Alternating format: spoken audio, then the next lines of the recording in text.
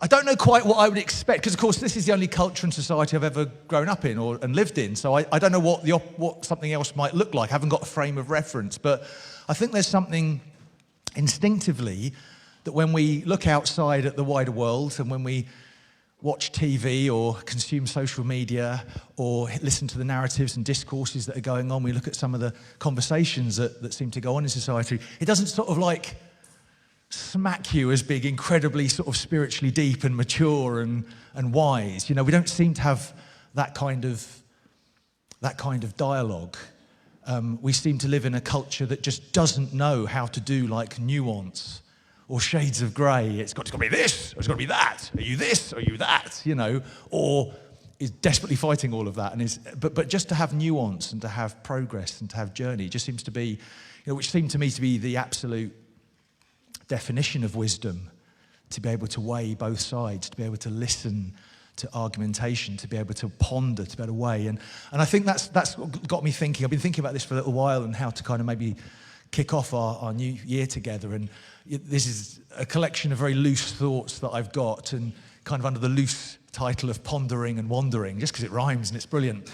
And I did spend quite a long time trying to think of some other things that rhyme with those and go for a classic 3-act structure, but then I just gave up and thought, knickers, I'll just talk about whatever, you know. I mentioned to you before, as we were going through the Christmas story in Luke, you know, I found, you know, there's several times where the English translation, or some of the English translations, they focus on the fact that, you know, Mary pondered these things, or people pondered what kind of message this might be. If you look through sort of Luke 1 and 2, you'll see this coming up 2 or 3 times, or 4 times, I think. And it also talks about Mary treasuring things. I love that. That comes up a couple of times as well. And actually, when you look at the Greek, all of those words are different words in Greek, which is quite interesting, yet they're translated in my version, in NRSV. They're translated ponder and treasure, but they're actually a bunch of different words. But they all have that sense. They're good translations. There's that sense of slowing down, of thinking, of chewing, of kind of setting something aside and valuing it and treasuring it and pondering it, you know. Again, that feels to me like the absolute antithesis of our culture, where everything is, you know, we want it yesterday and maximum efficiency and all this sort of thing. So I think perhaps the first thing I want to say in this, I won't even call it a series, but this however long we end up going around this sort of subject, this exploration into how to deepen and nurture and cherish our spirituality, our spiritual lives. I think that's the first thing that comes to me is you've got to slow down. You've got to ponder. You've got to reflect. I think those are so valuable. And if you find your day, your week, just being this kind of, you know, going 100 mile an hour, crashing into things, you know, constantly reacting, not being proactive, but just feeling yourself sort of tossed about. Anyone feel like that sometimes? Like you're in the washing machine on the spin cycle, and it's very hard to get off, isn't it? If you feel yourself like that sometimes, and the first thing I think is the best piece of advice is just find some time just to slow down and stop. You know, 20 minutes would be great. You know, half an hour would be better. An hour? Wow, cool.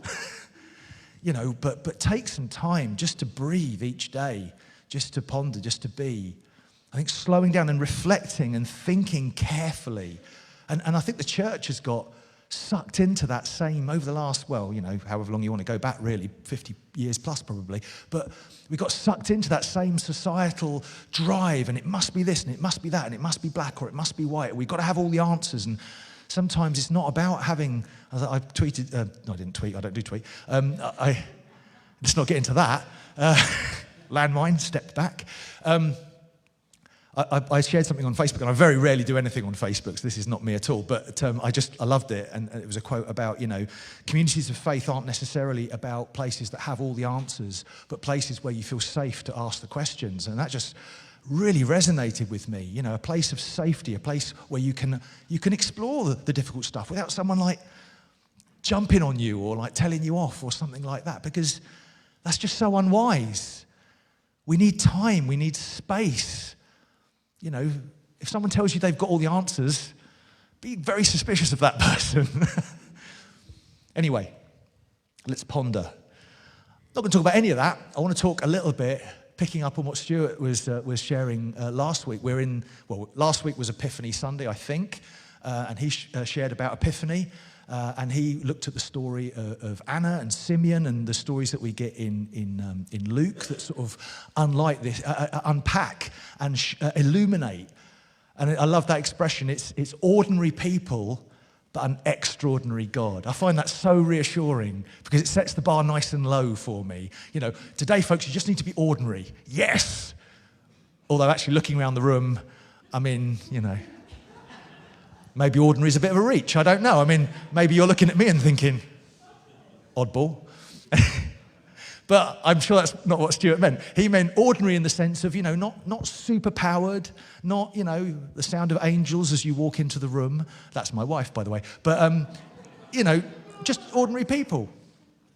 Just ordinary people, but an extraordinary God. I want to share another really famous story. I'm sure you'll all know this story. If you've been around church more than 5 minutes or you've ever been to a nativity player to school, you will know this story. But I want to focus in a little bit more because Epiphany is traditionally the time when it's celebrated that the wise men, the Magi, arrived at the tomb of Jesus. I think I'm right in saying that. I might be wrong. Correct me if I'm wrong. But I think that's the sort of story that often comes in at Epiphany. So we're going to go through that. And you find this in Matthew chapter 2. I'll have it on the screen, or you can follow along in your Bibles or devices.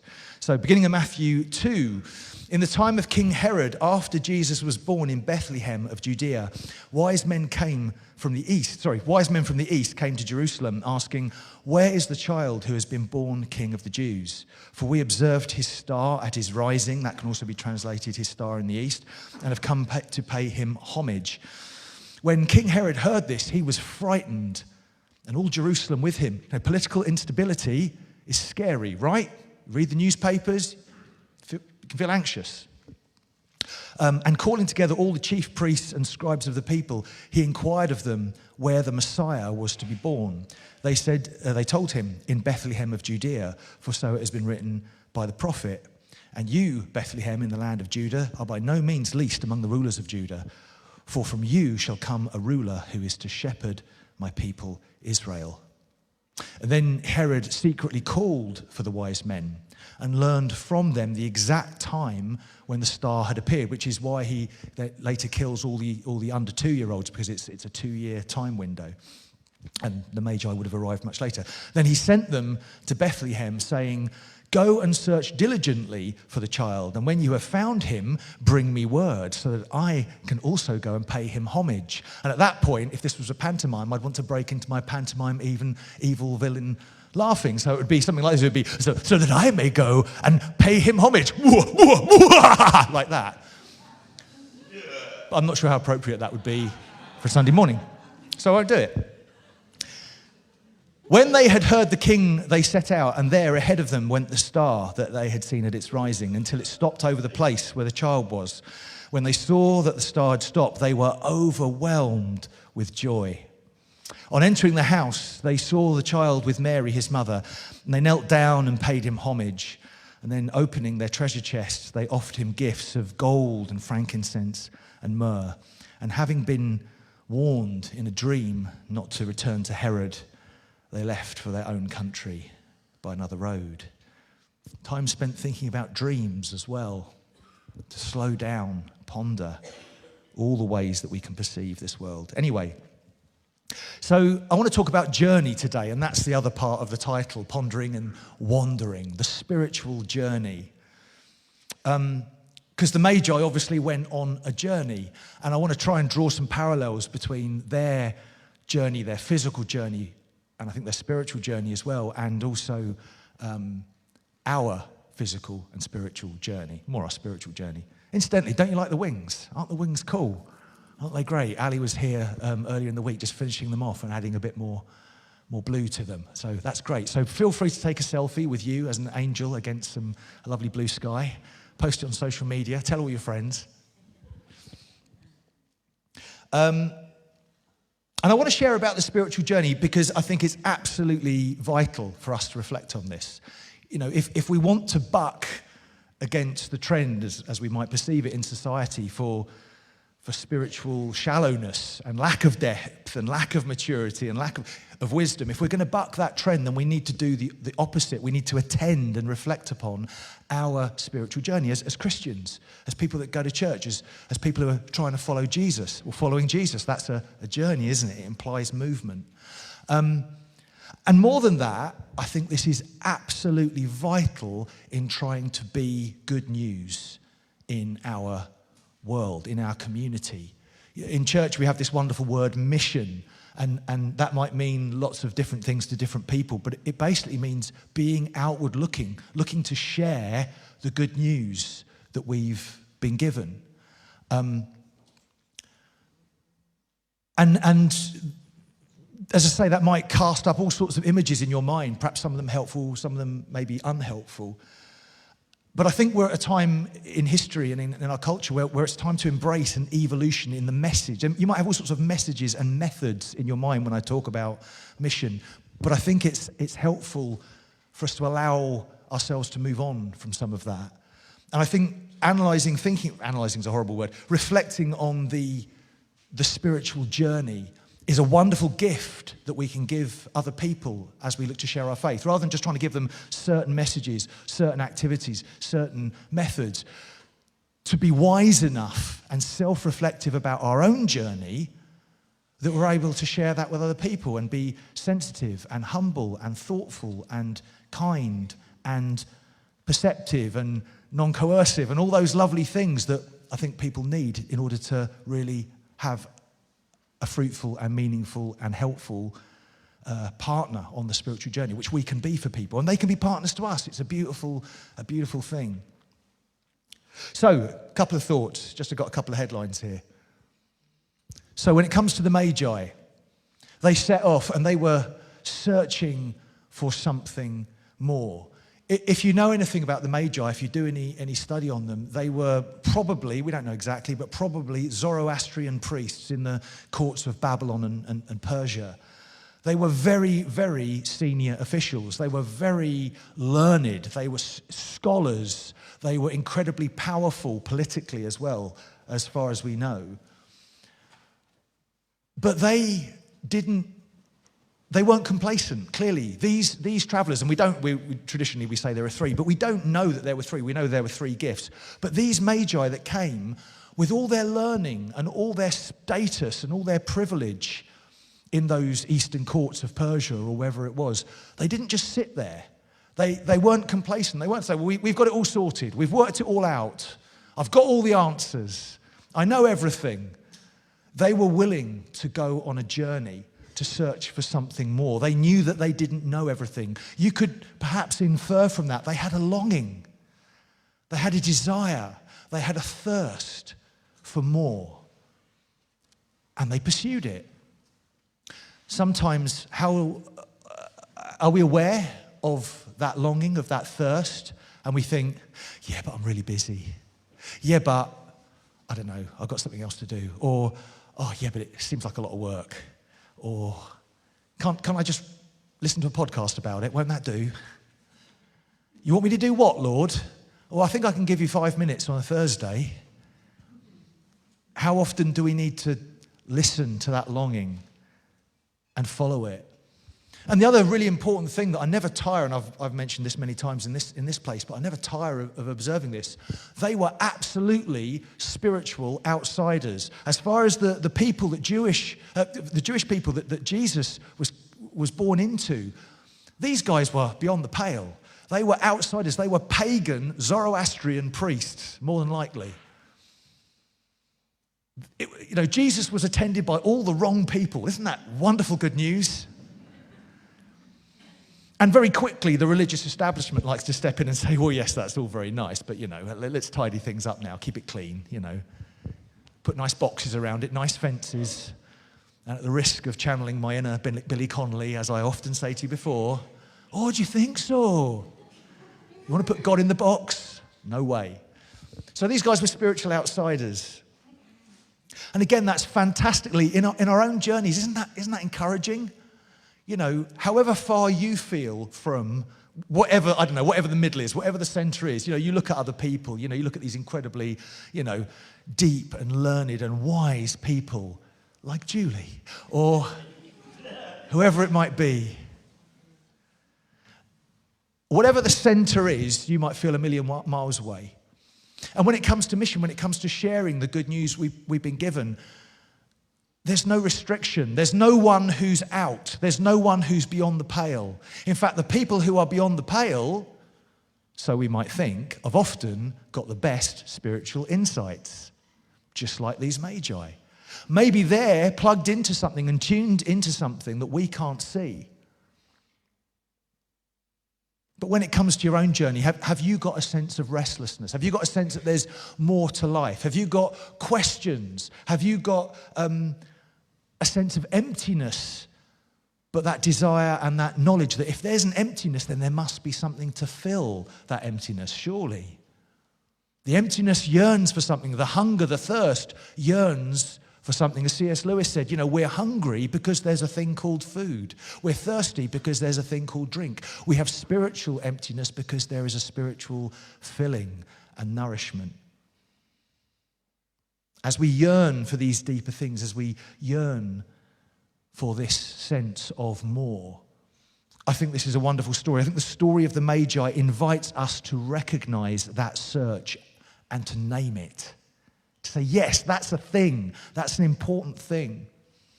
And then it calls us to follow the stars in our own lives, whatever they may be, whether it's a question or a longing or a moment of profoundness that you are called to explore. God uses those desires to draw us deeper into a relationship with him. And we reflect with humility that no one is an outsider. No one is too far away.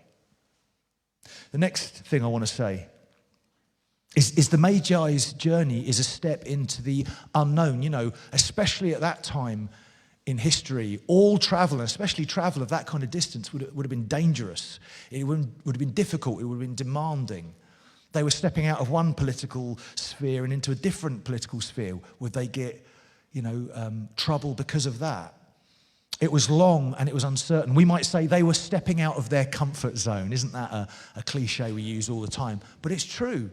They were stepping out of their comfort zone. And in our own spiritual journeys, and maybe even some of the language I'm using now, because that's not the language that preachers used to use. You might feel anxious. You might feel hesitant. You might feel uncertain. Those things are totally normal when we're embarking on a spiritual journey. They require us, I would say, nearly all the time to step out of that comfort zone. It's when we step out of our comfort zones and the normal and the everyday that we're actually awake, alive, able to perceive something new, isn't it? When we're surrounded by the same four walls, metaphorically speaking. Do you that thing in your house where you leave something and then maybe your significant other or someone else comes in and says, what's that doing there? And you think, I just haven't seen it for about 3 weeks. It's just been sat there waiting to be put away or something like that. We become incredibly familiar with our surroundings so that we don't see things anymore. Challenging ourselves to step into a new environment means that we can learn something, that we can receive something new. And that can be a little bit scary. That can create a little bit of anxiety. But it's absolutely essential if we're to grow and discover something new. So cultivate the courage to explore. Don't be afraid of the questions. It's precisely in the space of exploration and openness that we can encounter God in ways we never expected. The third of my 4 points, I've got 4 points, this is the third, so you know where we are. Third thing I want to focus on is this, the star itself, the guiding light that they followed. Now, the star is not just a natural phenomenon, and people spend a lot of time, well, was it a comet, or was it this, or was it that? It doesn't really matter, I don't think. What's important about the star is it is a divine invitation. Whatever the science of it, doesn't matter. The point of it, the value of it, the meaning of it was that it was an invitation to astrologers, which is what the Magi were. Astrologers who study the stars, and you might have all sorts of opinions about astrology, and yet God used astrology to meet astrologers. Does that blow your mind? Does that offend you? I'm really sorry if it offends you. It's in the Bible. God used astrology to call astrologers. I don't get that, but he did. Argue with him. Marvelous. It's a divine invitation. It's God saying, hey, come to me, find out more. You know, I'm gonna make myself available to you in ways that you cannot miss. Again, I find that amazing. If we just look hard enough, if we're just open, if we're just aware of what's going around us, you know, take time to ponder and stop and listen and reflect, there will be guiding stars, because God is kind. He's not going to leave you out flapping about, lost in the woods. He's kind. He's going to guide you. God didn't just leave them to figure it out on their own. He provided the light to guide them in their journey. And in our journey, God still provides those lights. Reflect. Take time to think. What is that light for you? Is it some question? Is it some sense you have? Is it a dream? Is it you know, a profound moment of encounter? You know, maybe you're out and about and you just sense what you can only describe as the presence of God. Follow it. Let that guiding light guide you. Is it a conversation you have? Is it a sense of wonder to pursue? Whatever your star is, take courage and follow it. Trust that God is calling you into something deeper and his light is guiding you. And the final thing I want to share about is worship. And there's that lovely bit in the school play when, you know, the three little boys wander up and they lay their gifts, wrapped up things next to the manger. And it's easy to go, oh, isn't it cute, and kind of gloss over that. But let's be really clear what's happening there. When the Magi arrive, they worship Jesus. They have intuited, or they have discovered, or they have reasoned that this is not simply the answer to some intellectual puzzle. We set off with an intellectual puzzle with a bunch of answers, and here we are. This is not simply the answer to their puzzle. This is not even simply a king, as they said to Herod, a king to be honored in the appropriate way. It says they worshipped him. This is divinity to be worshipped. This is the transcendent. This is the highest. This is God to be worshipped.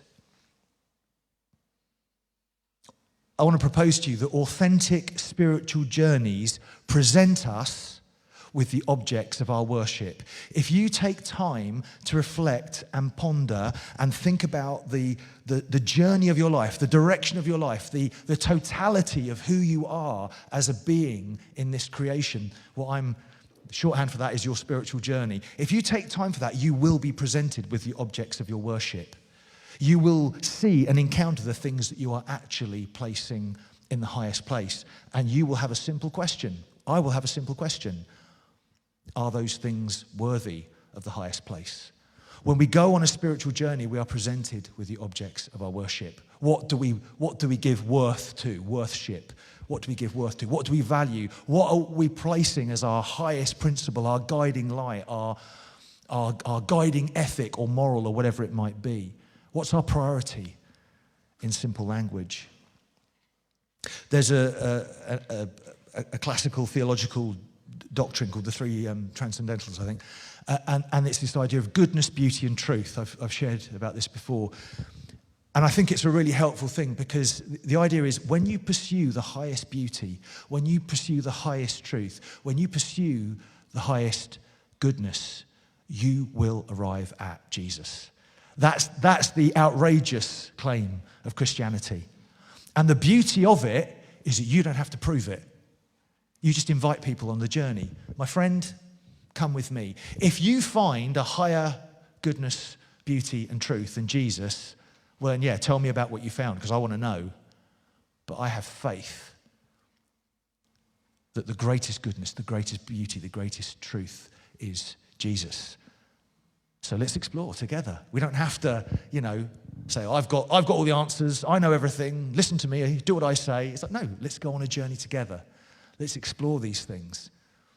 See where we end up. Got a sneaking suspicion I know the answer, but hey, I don't want to give any spoiler alerts. The Christian claim is that an honest journey will lead us face to face with Jesus. Not religion, not Christianity as an institution, not all the accretions that unfortunately have got, well, for good or ill, stuck to Jesus, but Jesus himself, the person. Worship is the deep recognition of who God is and the resulting response from our lives. When we take time to worship in this building or any other time in our lives, there's always a challenge. There's a challenge for you. And I know you've got to stand up for a really long time, and the worship leader goes on and on. So just sit down. Because worship isn't just singing songs. Worship is the opportunity to recognize who God is in our life, to take that moment to look at these words and say, is that true for me? If not, do I need to reset something? Do I need to recalibrate? Do I need to reboot? Do I need to rethink? Maybe I need to think more than sing. That might be what I need to do today. Maybe I need to pray. Maybe I need to quietly do business with God. Because worship is the recognition of where we are on that journey, and it is the response from our hearts. And if that's where we are, then, respond. And it doesn't, some people are very demonstrative, very loud. Other people like me are very shy and retiring and small and, But be who you are. Don't try to be someone else. Oh, well, he's a bit, giving it all what for, so I better do that too. That's obviously how you do it. No, that's nonsense. Be who you are, but respond authentically. That's the invitation of worship. When the Magi saw Jesus, they recognized the divine in the human, the eternal in the present moment, and they responded with awe, humility, and worship. So that's my invitation, and we're going to hopefully be building on this in weeks to come, but let's reflect on our own spiritual journeys and also that of others. Let's be sensitive to the journeys of others and be helpful fellow travelers, as we say in our vision statement that isn't a vision statement. We are all, in Christianese, Christian church circles, there's this language of seekers. Is it a seeker service? Is it seeker sensitive? That was, back in the 90s and the early 2000s, that was the sort of buzz, wasn't it? And it can get a little bit jaded, that stuff. But I like the word seekers. Jesus says, seek, knock. The door will be open to you. Seek and you will find, Seeking is a good thing. We're all seekers. It's not just them out there that need to come to a seeker service. We're all seekers. We're all on a journey. We're all invited to be seekers and to explore and to trust that God is guiding us and his light will be there. So may you this year perceive the star, the light that God has set in the heavens just for you. And may you have the courage and the passion and the joy in following it to arrive joyfully at that place of deeper encounter and deeper worship and more abundant life. I'm going to ask my beloved wife to pray for us while we as a band get plugged in. So band, if you want to squirrel on back, and we'll just end in some worship. How about that?